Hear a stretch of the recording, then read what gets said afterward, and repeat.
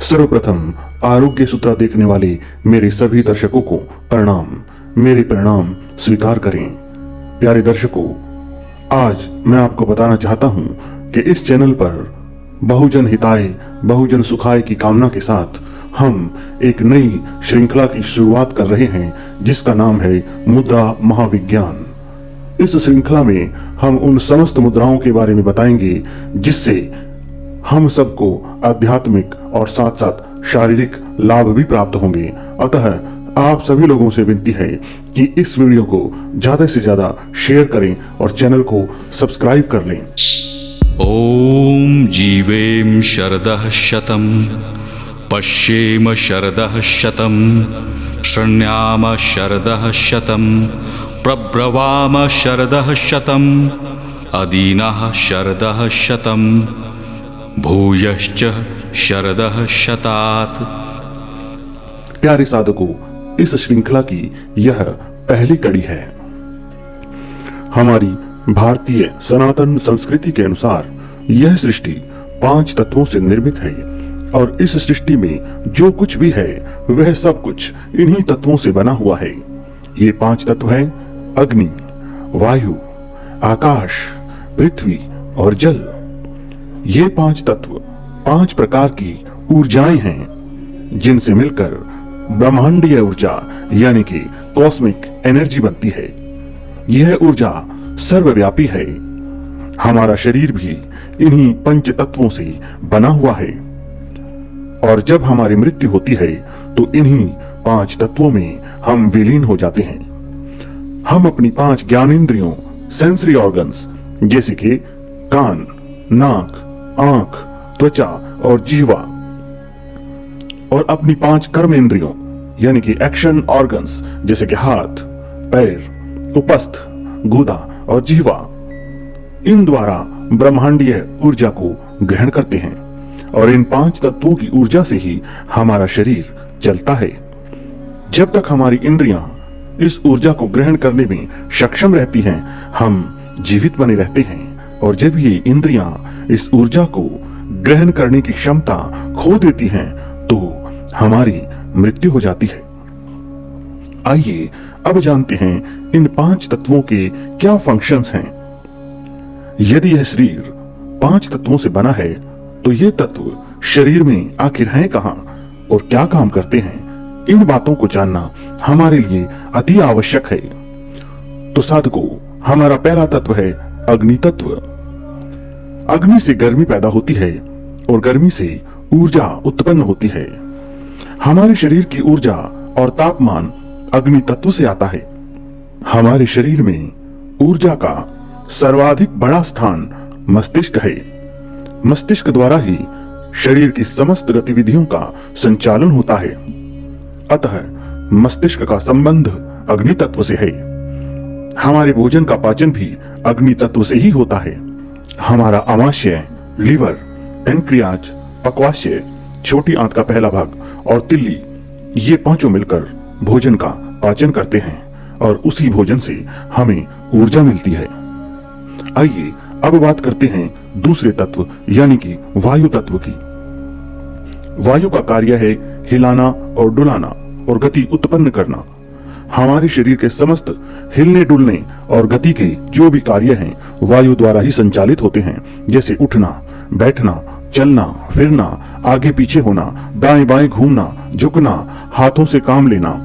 ये सब कार्य वायु द्वारा ही होते हैं। वायु द्वारा ही हम सांस ले पाते हैं और वायु से ही अग्नि प्रचंड होती है। तो आइए अब बात करते हैं तीसरे तत्व की यानी कि आकाश तत्व की। आकाश का मतलब है खुला स्थान यानी कि खालीपन। यह व्यापक और अनंत भी है। आकाश तत्व से ध्वनि उत्पन्न होती है, अतः सुनने व बोलने का काम आकाश तत्व द्वारा ही होता है। बोलने व सुनने की नाड़ियों का संबंध गले से है। थायराइड व पैराथायराइड ग्रंथियां भी गले के पास ही होती हैं। हमारी हड्डियां भी अंदर से खाली ही होती हैं। अतः हम कह सकते हैं कि इन हड्डियों का संबंध भी आकाश तत्व से है। जोड़ों के बीच भी खाली स्थान पाया जाता है। इसी से हम जोड़ों को मोड़ सकते हैं। हमारी समस्त कोशिकाओं के बीच एक खाली स्थान अवश्य होता है। हमारी समस्त मांसपेशियों का फैलना और सिकुड़ना भी आकाश तत्व के कारण ही होता है। आकाश तत्व से ही हमारे भीतर खुलापन होता है, हम उदारवादी बनते हैं, हमारे अंदर मैत्री भाव पैदा होता है, हमारा विराट स्वरूप बनता है और आध्यात्मिक विकास के लिए आकाश तत्व बहुत ही आवश्यक तत्व है। चलिए अब बात करते हैं अपने अगले तत्व की, जिसका नाम है पृथ्वी तत्व। पृथ्वी से हमें भोजन मिलता है और पृथ्वी हमें स्थायित्व प्रदान करती है। पृथ्वी तत्व से शरीर का निर्माण होता है, हड्डियां और मांसपेशियां मजबूत होती हैं। यह काम भोजन के पाचन से होता है, अतः पाचन प्रणाली का संबंध सीधा सीधा पृथ्वी तत्व से है। पाचन के साथ मल त्याग का भी संबंध पृथ्वी तत्व से ही है। पृथ्वी तत्व से संतुलन, मजबूती, ठहराव, धैर्य, अनुशासन, ये सब योग्यताएं पृथ्वी तत्व के कारण ही हमको प्राप्त होती हैं। आइए अब बात करते हैं अपने अगले तत्व की, जिसका नाम है जल तत्व। हमारे शरीर में 72% पानी है, रक्त में लगभग 80% पानी है, मस्तिष्क में तो 92% पानी ही है। हार्मोन पानी से ही बनते हैं। महिलाओं का अंडकोश, पुरुषों का वीर्य पानी से ही निर्मित होता है। मूत्र प्रणाली, निष्कासन प्रणाली पानी द्वारा ही कार्य करती है। हमारे मांसपेशियों की लचक, त्वचा की कोमलता, यौवन, आभा, सौंदर्य, बालों की कोमलता, आंखों की कोमलता का सीधा संबंध जल तत्व से ही है। मस्तिष्क का संचालन जल से ही होता है। सभी एंडोक्राइन ग्रंथियों के रस जल से ही बनते हैं। स्नायु प्रणाली, रक्त संचार प्रणाली, प्रजनन प्रणाली, श्वसन प्रणाली, निष्कासन प्रणाली, पाचन प्रणाली जल पर ही निर्भर है। जल तत्व वीर्य, मज्जा, रक्त, शीतलता, प्रसन्नता, स्वाद और सौंदर्य का प्रतीक है। तो आइए अब जान लेते हैं कि इन पंच महाभूतों का हमारे स्वास्थ्य से क्या संबंध है। शरीर की समस्त प्रणालियों का सुचारू संचालन एवं कार्यकुशलता इन पंच महाभूतों के कारण ही होती है। हमारे स्वास्थ्य का सीधा संबंध इन पंच तत्वों से ही है। जब तक इन 5 तत्वों का संतुलन बना रहता है, हम स्वस्थ रहते हैं। संतुलन यानी कि क्या? इसे जानने से पहले यह जानना आवश्यक है कि हमारे शरीर में इन 5 तत्वों का अनुपात क्या है।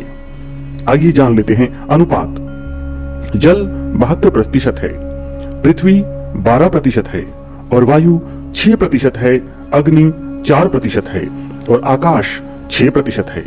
इनमें से आकाश सर्वाधिक एक्सपेंसिव है और वायु सर्वाधिक गतिशील। आजकल इन 5 तत्वों का संतुलन बिल्कुल बिगड़ चुका है।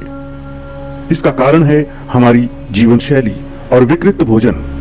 पानी कम पीने से, रसीले फलों और सलाद के सेवन की कमी से जल तत्व कम हो जाता है।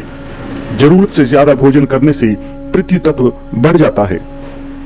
ज्यादा तला भुना, रूखा सूखा, तेज अग्नि पर पकाए गए भोजन से अग्नि तत्व बढ़ जाता है। छोटे छोटे कमरों में सिमट जाने से, बंद कमरों में सोने से आकाश तत्व कम हो जाता है और खुली हवा का सेवन न करने से वायु तत्व शरीर में कम पड़ जाता है। जब यह संतुलन बिगड़ जाता है तो हम अस्वस्थ हो जाते हैं, हम रोगी हो जाते हैं और इस असंतुलन से ही महामारियों का जन्म होता है। आइए अब जानते हैं कि किस तत्व के असंतुलन से कौन सा रोग उत्पन्न होता है। तो आइए सबसे पहले बात करते हैं अग्नि तत्व के असंतुलित होने से कौन से रोग पैदा होते हैं। अग्नि तत्व के बढ़ने से शरीर में गर्मी बढ़ जाती है, त्वचा सूखने लगती है, सभी प्रकार के त्वचा रोग उत्पन्न हो जाते हैं, जैसे कि खाज, खुजली, एक्जिमा, सोराइसिस, हर्पिस। पेट की गर्मी बढ़ने से अम्लपित्त हो जाता है, छाती में जलन होती है, बवासीर होती है, फिशर आदि रोग पैदा हो जाते हैं, रक्तचाप बढ़ जाता है, ज्वर हो जाता है, गुस्सा बहुत आता है और मानसिक तनाव बढ़ जाता है और इसके कारण कैंसर जैसे महारोग होने की संभावना भी रहती है। और यदि अग्नि तत्व कम हो जाए तो त्वचा ठंडी रहती है, सर्दी जुकाम हो जाता है, अस्थमा और निमोनिया जैसे रोगों के साथ साथ मानसिक रोग होने की भी संभावना बनी रहती है। ऊर्जा की कमी हो जाती है, स्मरण शक्ति कमजोर हो जाती है और निम्न रक्तचाप हो जाता है, पेट की अग्नि मंद पड़ने लगती है और भोजन का पाचन ठीक प्रकार से नहीं हो पाता। इसी कारण मधुमेह हो जाता है। अग्नि की कमी से मेटाबॉलिज्म बिगड़ जाता है और फैट जमा होने लगता है, जिसके कारण मोटापा बढ़ जाता है। आइए अब जानते हैं वायु तत्व के असंतुलन से पैदा होने वाले रोगों के बारे में। वायु के बढ़ने से गैस रोग हो जाता है। किसी भी अंग में यदि वायु एकत्रित हो जाए तो बहुत ज्यादा पीड़ा होती है। रक्त संचार में भी बाधा पड़ती है, जोड़ों में दर्द होता है, कमर में दर्द होता है, मांसपेशियों में भयंकर पीड़ा होती है, हृदय में पीड़ा होती है और हार्ट अटैक, लकवा, पोलियो ये सभी रोग वायु तत्व के अनबैलेंस होने के कारण होते हैं। वायु की कमी से श्वास रोग होता है, वायु की कमी से मानसिक तनाव होता है, निराशा होती है, डिप्रेशन होता है, स्मरण शक्ति में कमी आ जाती है। वायु का संबंध अग्नि से है। जैसे ही वायु तत्व कम होने लगता है, अग्नि भी मंद पड़ने लगती है, इसलिए मानसिक रोग और स्नायु तंत्र के रोग पैदा होने लगते हैं। आइए अब जान लेते हैं आकाश तत्व के अनबैलेंस होने से किन रोगों की उत्पत्ति होती है। आकाश तत्व से ध्वनि उत्पन्न होती है। इसके असंतुलन से सुनने और बोलने के रोग जैसे कि गले के रोग, कफ रोग, कान का दर्द, सुनाई कम देना, कानों के समस्त रोग, बच्चों का तुतलाना, आवाज बैठ जाना, छोटे बच्चों को देर से बोलना, गूंगे बहरे बच्चों का पैदा होना, थायराइड जैसे रोग। आकाश तत्व की कमी से हड्डियां कमजोर हो जाती हैं। जोड़ों के बीच खाली जगह कम होने से जोड़ों में भयंकर दर्द होने लगता है, कमर दर्द होता है तथा कैल्शियम की कमी होने लगती है। आकाश तत्व की कमी से हम स्वार्थी बनते हैं, सहनशीलता कम होती है और मैत्री भाव लगभग समाप्त होने लगता है। और आइए अब जान लेते हैं पृथ्वी तत्व के असंतुलन होने से उत्पन्न होने वाले रोग। यदि पृथ्वी तत्व बढ़ जाए तो हमारे वजन में वृद्धि होने लगती है, मोटापा होने लगता है, कोलेस्ट्रॉल बढ़ने लगता है, डायबिटीज बढ़ने लगती है, शरीर में भारीपन और जड़ता, उदासीता, तामसिकता आदि अनेक विकार उत्पन्न होने लगते हैं। इसके विपरीत पृथ्वी तत्व के कम होने से हमें कमजोरी महसूस होती है, खून की कमी महसूस होती है, दुर्बलता, हीमोग्लोबिन की कमी, विटामिन और खनिज पदार्थों की कमी, हड्डियों और मांसपेशियों की कमजोरी, कमजोर बच्चे, बच्चों के शारीरिक विकास में अवरोध, बच्चों का कद न बढ़ना, बालों का झड़ना, बालों का जल्दी सफेद हो जाना, सर्दी, जुकाम, अस्थमा और इम्यून सिस्टम की कमजोरी और हर्निया जैसे रोग भी प्यारे दर्शकों इसी पृथ्वी तत्व की कमी से पैदा होते हैं। और आइए अब बात कर लेते हैं जल तत्व के अनबैलेंस होने से क्या होता है। जल तत्व के बढ़ने से शरीर के किसी भी अंग में पानी भर जाता है, जैसे उदरा में पेट में पानी भर जाना, फेफड़ों में पानी भर जाना, मस्तिष्क में पानी भर जाना, टखनों में पानी भर जाना, हाथी पांव हो जाना, मौज आ जाना, शरीर में कहीं भी सूजन हो जाना, सर्दी, जुकाम, नाक व आंख में पानी बहना जैसे रोग पैदा होने लगते हैं। और जल तत्व की कमी से रोग पैदा होते हैं जैसे कि डिहाइड्रेशन, त्वचा का सूखापन, हाथ, पैर, एड़ियां और होठों का फटना, त्वचा की कोमलता का खत्म होना, चेहरे पर झुर्रियां पड़ना, दाग, धब्बे, पिंपल्स का होना और बालों में रूसी का होना, आंखों की अनेक बीमारियां जैसे मोतियाबिंद, गुस्सा बहुत ज्यादा आना, प्रजनन अंगों के रोग जैसे ओवरीज व गर्भाशय में सिस्ट, मूत्र रोग, गुर्दे के रोग, पथरी का बनना जैसे अनेक महारोग हमारे शरीर में घर कर लेते हैं। तो कहने का तात्पर्य यह है प्यारे दर्शकों कि शरीर के अधिकांश रोग इन पंच तत्वों के अनबैलेंस होने से यानी कि असंतुलित होने से ही पैदा होते हैं। इसका मतलब यह हुआ कि यदि हम किसी प्रकार से इन पांचों तत्वों को संतुलित करना सीख जाएं या इनको बैलेंस करना सीख जाएं तो हम अनेक रोगों को ठीक कर सकते हैं और स्वस्थ भी रह सकते हैं। वर्तमान समय में करोड़ों रुपए दवाओं, डॉक्टरों, अस्पतालों पर खर्च हो रहे हैं, फिर भी रोग और रोगियों की संख्या दिनों दिन बढ़ती जा रही है। मानव समाज शारीरिक व्याधियों से घिर गया है। बहुत से परिवार दवा और डॉक्टरों के पीछे अपना धन एवं समय खो रहे हैं, फिर भी स्वस्थ नहीं हुए। गांव के गरीब जनता धनहीनता के कारण चिकित्सकों से चिकित्सा करवाने में असमर्थ है। अरे दर्शकों, आज हमने जाना कि किस तत्व के असंतुलन से कौन सा रोग उत्पन्न होता है और हमने जाना पांचों तत्वों के बारे में।